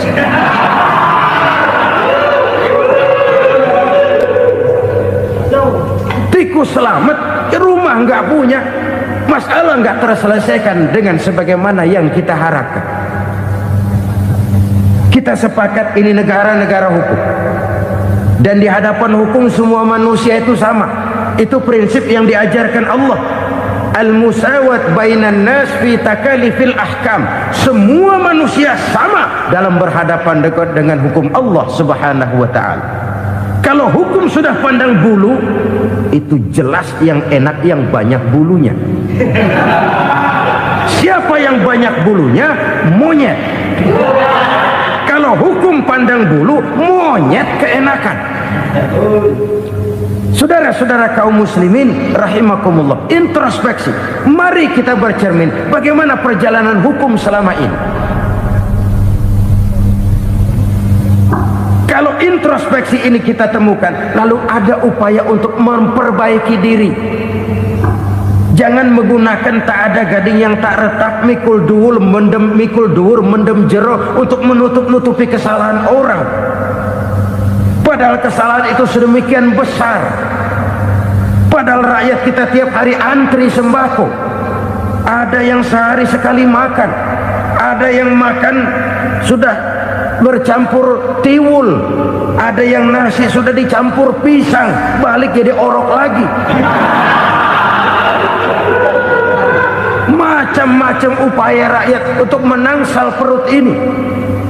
Lalu rakyat ditenang-tenangkan, lebih baik puasa Senin Kemis sambil menghadapi krisis ekonomi. Kenapa rakyat yang disuruh puasa? Kenapa bukan pejabatnya yang puasa lebih dulu untuk kemakmuran rakyat? Kalau rakyat yang memang perutnya udah gepeng disuruh puasa, makin krempeng perutnya. Artinya pejabat harus punya sense of politics. Ya, tidak, puasa itu kan tidak cuma Senin Kemis saja. Puasa itu puasa perasaan, puasa menghargai perasaan yang sedang kondisi yang sedang dihadapi oleh rakyat. Bagaimana rakyat yang tengah antri sembako melihat pejabatnya lewat dengan mobil yang harganya sampai 1 miliar. Oh, inilah pemimpin saya. Luka lagi rasa keadilannya. Kita tidak tenggang rasa. Puasa dalam artian itu pun akan menolong menegakkan semangat kebersamaan, membentuk semangat kebersamaan. Saudara-saudara kaum muslimin rahimakumullah, penyebab bencana yang ketiga dikatakan oleh baginda Nabi, wala zaharat fihimul fahishatu illa fasha fihimul maut. Apabila kekejian telah merajalela, maka maut bertebaran di mana-mana. Kita renungi butir kalimat dalam hadis ini. Apabila kekejian telah merajalela, maut bertebaran di mana-mana. Begitu murah arti sebuah kehidupan. Penjarahan untuk hal-hal yang kecil tapi sampai mengorbankan nyawa. Apabila kekejian sudah terjadi di mana-mana, maut pun bertebaran. Maut dalam arti berpisah ruh dengan jasad, tapi juga maut dalam arti orang bisa mati karirnya, orang bisa mati usahanya, orang bisa mati kesempatannya karena perbuatan-perbuatan keji yang selama ini tidak terbendung. Lahirlah teori mafia. Siapa yang kuat dia yang berkuasa, siapa yang lemah dia menjadi mangsa. Proyek-proyek besar yang menang tender itu ya dari itu ke itu saja. Yang pengusaha-pengusaha tidak punya koneksi, tidak bisa bayar komisi, dapat proyek tetelan. Ada dagingnya dikit, tambahnya juga tetelan. Dagingnya sudah habis disantap oleh meja. Sekian puluh meja dilalui, sekian puluh amplop dikeluarkan. Sehingga yang akhirnya ya tinggal tetelan itu tadi. Maka kualitas pekerjaan pun sudah bukan lagi jadi masalah. Demikianlah mafia-mafia ini bermunculan di mana-mana. Di pengadilan terkenallah mafia pengadilan. Hukum bisa dibeli, hukum bisa dipesan menurut kebutuhan sponsor. Mafia peradilan, mafia politik, mafia ekonomi, bahkan mafia agama yang menggunakan agama sebagai kedok, menggunakan agama sebagai dalih, menggunakan agama sebagai topeng untuk melancarkan maksud-maksud politiknya pun tidak tertutup kemungkinan. Apabila kekejian telah merajalela, maut bertebaran di mana-mana. Korupsi, kolusi, nepotisme itu bagian dari kekejian. Kita selama ini kalau mendengar maksiat, itu yang terbayang cuma judi, mabuk, zina. Iya, itu maksiat. Tapi korupsi, kolusi, nepotisme itu juga maksiat dalam bentuk lain. Kalau ini sudah bertebaran, maka maut terjadi di mana-mana. Jangan bayangkan cuma mati orangnya, itu sih kewajiban. Yang menyakitkan itu orangnya masih hidup tapi dibikin mati, karirnya mati. Kenapa? Karena yang diperlukan bukan cuma orang pinter tapi orang taat. Biar pinter, kalau nggak taat minggir. Biar bodoh, kalau taat bisa nyenangin atasan, bisa nyemur. Kumaha juragan wae ayeuna mah. Itu yang kadang-kadang dapat penghargaan. Tidak ada prestasi kerja kecuali bikin senang orang di atas.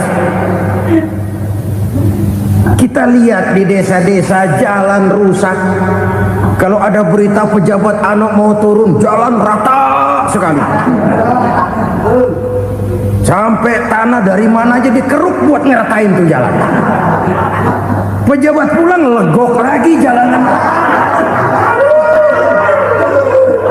Katanya kita kerja buat rakyat, nyatanya kita cuma melayani atas. Kenapa? Terjadi lingkaran setan.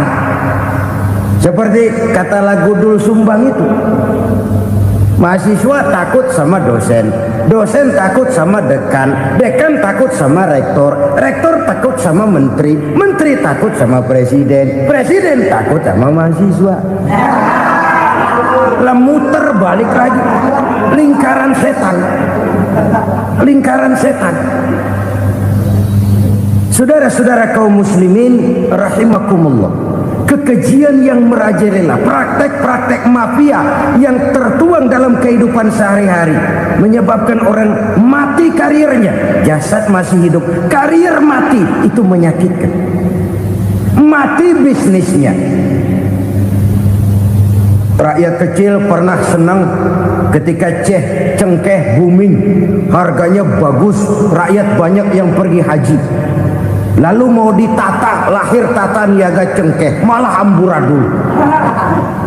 Harga cengkeh jatuh, petani cengkeh kecil menjerit. Siapa yang untung? Segelintir orang. Masihkah kita pakai atas nama rakyat untuk kepentingan nasional, padahal yang nyanyi cuma segelintir orang? Masihkah kita mau bohongi rakyat ini dengan mobil nasional tapi bikinan Korea? Masihkah kita mau bermain verbalisme, bermain kata? Ini sebuah masa lalu yang tidak perlu terulang lagi untuk masa-masa yang akan datang. Kekejian merajalela, orang mati karir. Bisa mati usaha, mati bisnis. Usahanya maju, dirangkul, hancur. Usahanya maju, dipukul, hancur, tenggelam. Bahkan yang memilukan dan memalukan badan-badan usaha milik negara itu dikebiri sedemikian rupa sehingga tidak menghasilkan hal-hal yang bermanfaat buat negara. Saudara-saudara kaum muslimin rahimakumullah, kalau nafsu yang sudah mengatur itu semua, maka kekejian pun merajalela. Orang sudah pakai teori mafia, yang kuat dia yang menang, yang kuat dia yang berkuasa, yang lemah silakan minggir di sudut-sudut kehidupan. Kalau kekejian seperti ini merajalela, maut bertebaran di mana-mana. Banyak orang mati karirnya, banyak orang mati usahanya, banyak orang mati imajinasinya. Sekarang ini dalam dunia seni yang banyak karyawan seni, bukan seniman. Seniman itu kan dilahirkan, lain seniman, lain karyawan seni. Sekarang yang banyak karyawan seni, bukan seniman. Mati karir, mati imajinasi, mati improvisasi. Sehingga kehidupan persis sinetron.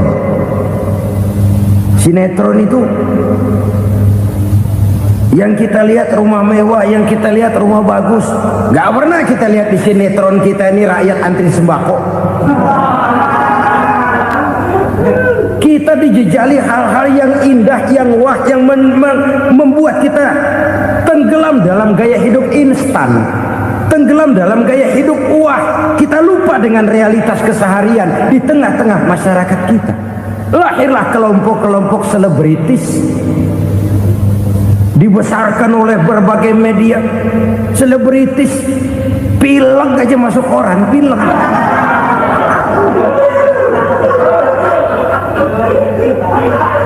Rakyat yang pingsan antri beras nggak masuk koran. Rakyat yang semaput antri minyak nggak masuk koran. Selebritis panok masuk koran.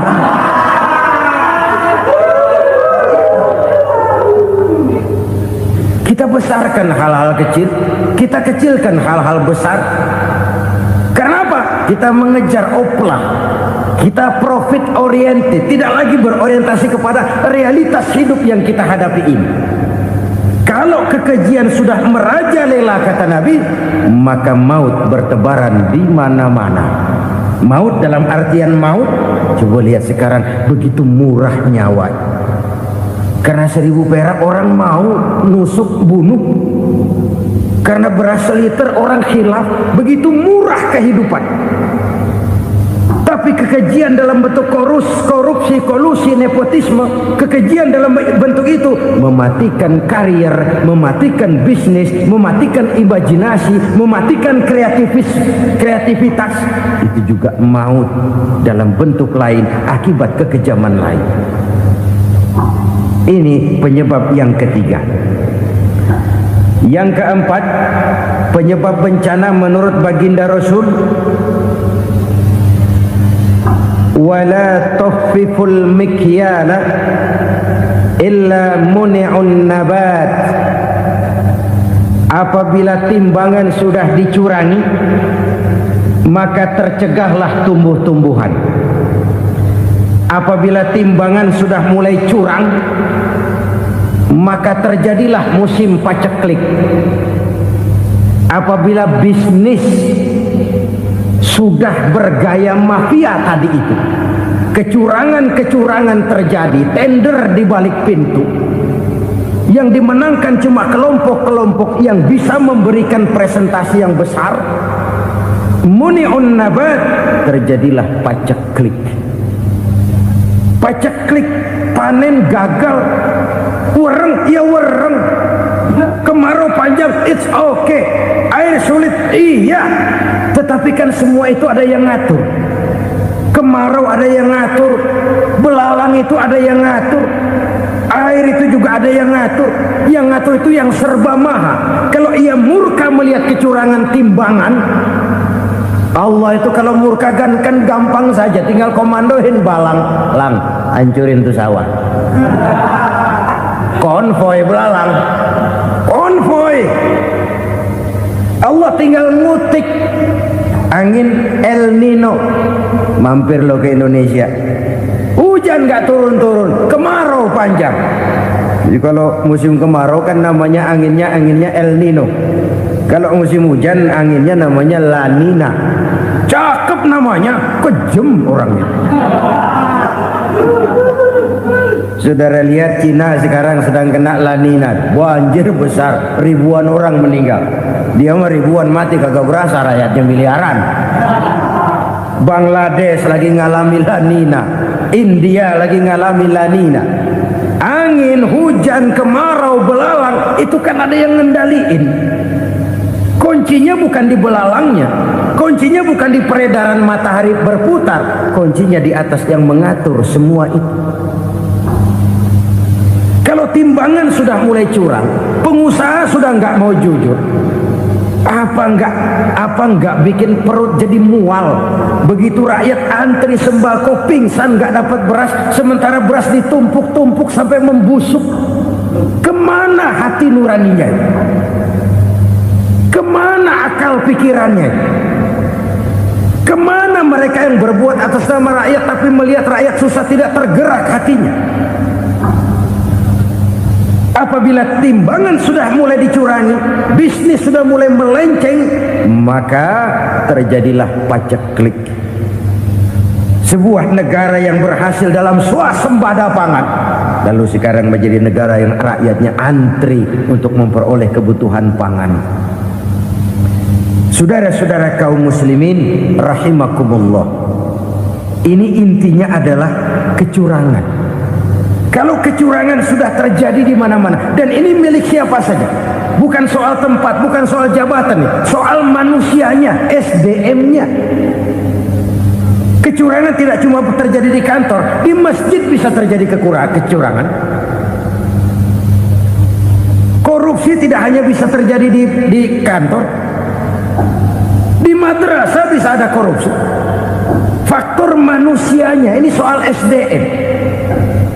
Kecurangan yang besar, tentu besar lagi kerugiannya. Kecurangan yang kecil, kecurangan sehari-hari. Pedagang-pedagang kecil ngurangi timbangan, barang yang buruk dikatakan baik, yang baik dikatakan buruk. Itu merugikan perorangan. Kecurangan yang besar merugikan bangsa dalam bentuk total, dalam bentuk seutuhnya. Nah, kecurangan-kecurangan seperti ini rakyat kan lihat, rakyat kan tahu, dan itu kembali terakumulasi di sini, pegel.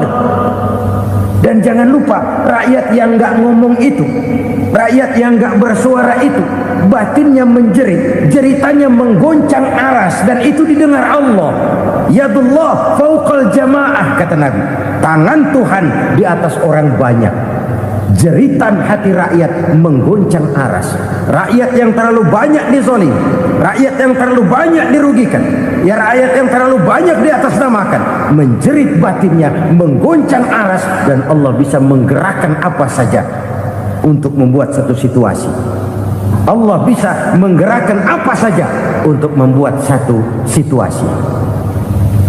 Saudara-saudara kaum muslimin rahimakumullah, ini faktor yang ketiga, timbulnya kecurangan. Faktor yang keempat maksud saya. Yang kelima, penyebab timbulnya bencana menurut baginda Nabi, wala muni'uz zakat wala muni'uz zakat illa hubbisa anhumul qatru. Apabila zakat enggan dibayar, maka tercegahlah qatrun. Qatrun ini kalau bahasa kita sembako. Maka tercegahlah kebutuhan-kebutuhan yang kita perlukan. Ini kita tidak meragukan bahwa yang kita tuju adalah masyarakat yang adil dalam kemakmuran dan makmur dalam keadilan. Nah, antara kemakmuran dan keadilan ini memang sering tidak bisa berjalan seiring. Pada saat kemakmuran kita kejar, ekonomi kita pacu, ada nilai-nilai keadilan yang tertinggal. Pada saat nilai keadilan kita tegakkan benar-benar, ada unsur-unsur kemakmuran yang terabaikan. Oke, kita bisa mengatakan kasus. Oke, kita bisa mengatakan itu sebagian kecil. Tapi kalau sebagian kecil, lama-lama kan jadi sebagian besar. Oke, kita mengejar kemakmuran. Pertanyaannya, kemakmuran untuk siapa? Oke, kita berikan kelompok tertentu kue yang besar dengan harapan nanti dia bagiin kuenya kepada yang kecil-kecil. Tapi kenyataan, mereka yang dapat kue besar akhirnya malah lupa diri dan lupa daratan. Mau makin besar, mau makin besar, mau makin besar, malah memeras yang kecil-kecil ini. Sekarang kan yang kecil modali yang besar. Ramai-ramai buka bank, ternyata kamuflase. Uang banknya untuk kredit perusahaannya sendiri. Nasabahnya rakyat kecil. Artinya apa? Rakyat kecil disuruh modalin orang yang udah gede. Ini karena sambar geledek urusan.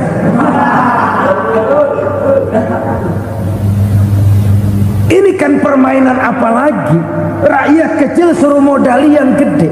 Nasabahnya rakyat kecil, kumpulkan uangnya di bank, kucurkan kredit kepada perusahaannya sendiri. Bukankah itu rakyat kecil suruh modali yang gede? Sudah begitu kejamkah kita untuk meraih keuntungan dengan mengorbankan orang kecil ini? Sudah tidak bicara lagi kah nurani kita melihat penderitaan orang yang semakin susah ini? Kalau zakat enggan dibayar, padahal zakat 2,5% saja, 2,5% saja. Kalau itu pun enggan, kalau zakat saja enggan, bagaimana pula yang namanya sedekah, bagaimana pula yang namanya infak, bagaimana pula yang namanya santunan, bantuan. Kadang-kadang beli lipstick nyumbang si nyumbang, cuman nyolongnya lebih gede. Ini namanya sumbangan lipstick. Buat lipstick itu kan buat ngumpetin bibir pucat.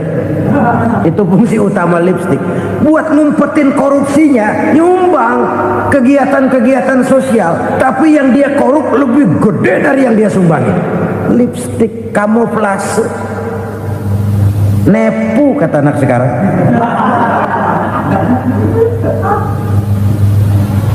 Saudara-saudara kaum muslimin rahimakumullah, demikian berat kewajiban zakat ini sampai di zaman Sayyidina Abu Bakar pernah keluar komando perangi orang yang enggan membayar zakat. Perangi, karena fungsi zakat adalah menjembatani antara si kaya dengan si miskin.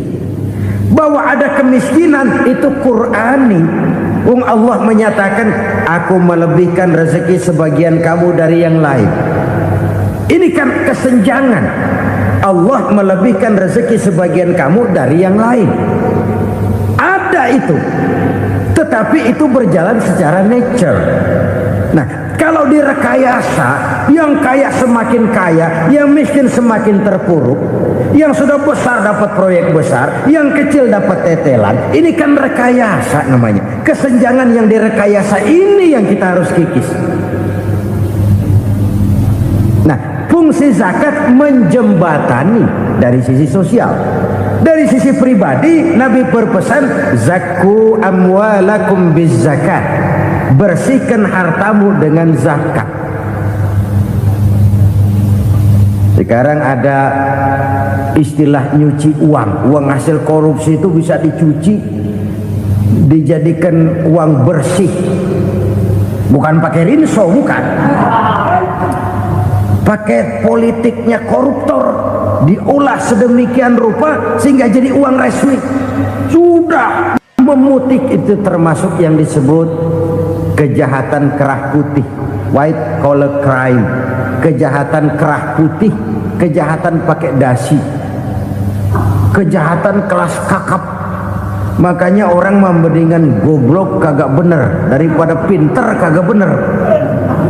Goblok kagak bener itu gampang ngurusinnya. Pinter kagak bener, ini yang berabe bener ngurusinnya.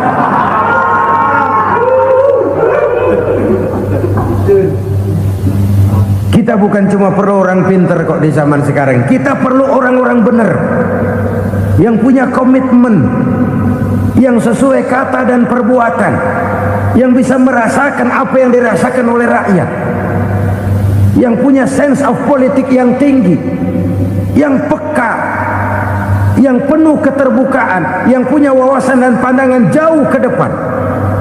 Dari sisi pribadi, zakat itu membersihkan harta kita. Ya, dia tercampur dengan yang subuhat, dia bahkan mungkin tercampur dengan sedikit-sedikit yang haram. Itu zakku amwalakum biz zakat. Bersihkan hartamu dengan zakat itu. Pada sisi sosial ia menjembatani, pada sisi pribadi ia membersihkan harta kita. Karena itu kalau kita minta berdoa minta rezeki, syarat rezeki itu halalan thayyiban wasi'an. Nggak pernah kurang dari 3 itu. Halal, bagus, banyak. Halal, bagus, tapi sedikit, susah ngaturnya. Halal, banyak, tapi kurang bagus. Buat apaan? Bagus, banyak, tapi haram. Enggak ada artinya. Sebab kata Imamul Ghazali, kalau kau terlalu suka memakan makanan yang haram, dikunyah masuk ke dalam perut besar, digiling oleh perut besar, menghasilkan energi, menggerakkan sel-sel pembuluh saraf, kau juga akan cenderung berpikir yang haram. Kalau sudah cenderung berpikir yang haram, perbuatan pun akan mengarah kepada perbuatan-perbuatan yang haram. Dulu waktu kelompok Jimbaran 200 konglomerat Indonesia kumpul, dihimbau supaya sekian persen kasih pengusaha-pengusaha lemah. Itu kan cuma sekedar belas kasihan, tidak banyak menolong keadaan. Dan bukan itu yang diperlukan pengusaha-pengusaha kecil. Yang diperlukan adalah berikan kami kesempatan seperti mereka dapat kesempatan. Berikan kami peluang seperti mereka juga dikasih peluang. Kalau cuma dikasih 100 juta, 200 juta hari ini, usaha kami nggak ada prospeknya, peluang kagak ada, kan sama juga bohong. Diceburin ke kali, disuruh berenang, tangan diikat, mendingan mampusin ketahuan. Ayo berenang, berlomba, tangan diikat, kaki diikat, sama saja nyuruh mati. Jadi jangan kasih ikannya, kasih kailnya. Yang diperlukan pengusaha kecil menengah ke bawah itu bukan cuma sekedar belas kasih dari konglomerat besar. Berikan kami peluang seperti mereka juga dapat peluang. Berikan kami kesempatan seperti mereka dapat kesempatan. Berikan kami kredit dengan kemudahan seperti mereka juga kalau minta kredit begitu mudahnya. Menciptakan peluang dan kesempatan, pemerataan. Bukan menciptakan manusia Indonesia dengan standar ekonomi yang sama. Semua rumahnya harus sama, semua punya mobil. Itu sih kebersamaan bebek. Bebek, coba lihat bebek. Satu ngalor semua. Satu ngidul semua. Kebersamaan bukan itu. Kebersamaan adalah menciptakan peluang. Kalau yang kaya bisa semakin kaya, kenapa yang miskin tidak bisa ikut naik jadi sedikit kaya? Kalau pengusaha yang sudah kuat bisa bertambah menjadi kuat dengan proyek mega proyek, kenapa yang menengah tidak bisa ikut menjadi kuat? Dan kenapa kekejian itu merajalela? Kita dengar lewat berita-berita PLN tekor, PLN utang. Kenapa? Dia beli listrik dari swasta yang belinya lebih mahal daripada penjualannya. Artinya dia beli itu listrik dari perusahaan listrik swasta, dia jual kepada rakyat lagi. Harga jualnya lebih murah daripada dia beli kepada swasta. Kenapa? Ada tekanan lagi tuh. Biasa siklus lagi. Hukum Boyle. Atas neken, paling bawah gepeng. Ya kita nih rakyat kecil, emang nasibnya gepeng-gepeng terus. Saudara-saudara kaum muslimin rahimakumullah, dari 5 penyebab bencana ini kita ambil kesimpulan untuk sebuah renungan dan introspeksi kita bersama. Pertama, mengingkari janji, padahal janji itu yang lebih tinggi nilainya adalah di hadapan Allah Subhanahu wa taala. Baik wakil-wakil rakyat di parlemen maupun pemimpin-pemimpin rakyat di dalam kabinet, apabila memangku suatu jabatan, selalu mereka mengawali dengan sumpah, dan sumpah itu dimulai dengan demi Allah. Sadarkah kita pada saat itu kita ucapkan bahwa kita sudah mempertaruhkan Allah untuk jabatan yang kita pegang? Kita sudah mempertaruhkan nama Allah untuk posisi yang dipercayakan kepada kita. Sadarkah kita bahwa menyia-nyiakan itu satu dosa yang sangat besar, yang tidak hanya kepada Allah tetapi juga kepada rakyat yang kita wakili, kepada rakyat yang kita pimpin. Cukuplah sudah rakyat dijadikan adres, umat dijadikan alamat sebagai numpang. Marilah kita kembali kepada komitmen awal dengan jujur kepada janji kita sendiri. Lalu yang kedua, kekejian, baik berupa korupsi, kolusi, nepotisme, dan perbuatan-perbuatan lain akan melahirkan kemiskinan. Kekurangan pangan bukan satu-satunya yang menyebabkan rakyat menderita. Lukanya rasa keadilan terakumulasi di hati rakyat, dan jeritan hati rakyat mengguncang aras. Kalau Allah murka, Allah bisa melakukan apa saja untuk menciptakan suatu kondisi. Faktor yang ketiga adalah praktek mafia menebarkan maut, baik orang yang mati jasad dan rohaninya maupun orang yang mati karirnya, mati kejujurannya, mati usahanya, mati imajinasinya. Hilang kreativitas kita sebagai bangsa. Faktor yang keempat, kecurangan-kecurangan di bidang usaha, di bidang tender, mengandalkan menjual kekuasaan. Dan memang repot kalau penguasa jadi pengusaha. Mau atau tidak mau, kebijakan-kebijakan kekuasaannya akan memperkuat jaring-jaring usahanya. dan pada saat itu objektivitas sulit ditemukan lagi. Lalu yang kelima, keengganan membayar zakat, menumpuknya kekayaan negara pada kelompok-kelompok tertentu. Ini akan melahirkan paceklik yang berkepanjangan. Menumpuknya kekayaan dan harta negara pada kelompok-kelompok tertentu akan melahirkan paceklik dan kemiskinan yang berkepanjangan.